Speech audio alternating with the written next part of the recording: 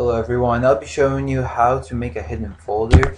So first thing you want to do is you want to right click on your desktop somewhere.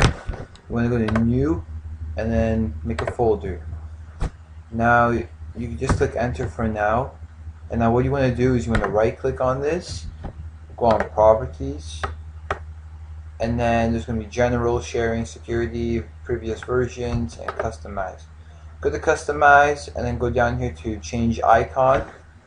Click on that and you just scroll. You want to scroll over until you find a hidden icon. So like these four ones here. So I'm going to click this one, click OK, apply, OK.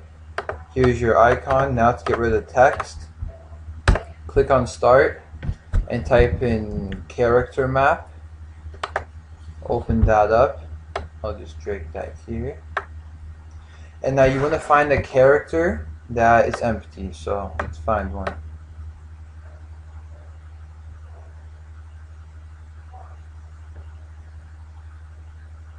There we go. Look at all these empty characters.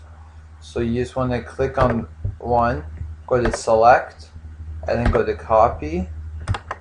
And then you want to right click on your folder, go to rename, and then you can do Control V and then enter. There we go. So right here is your folder. So when you click on it, it brings you a folder. So you could I could hide this probably like up here somewhere. Basically, I can hide it anywhere I want, and I doubt anyone will find it unless they like do this. But anyways, it's a cool trick. Hide the folder. So thanks for watching. Please like, comment, and subscribe.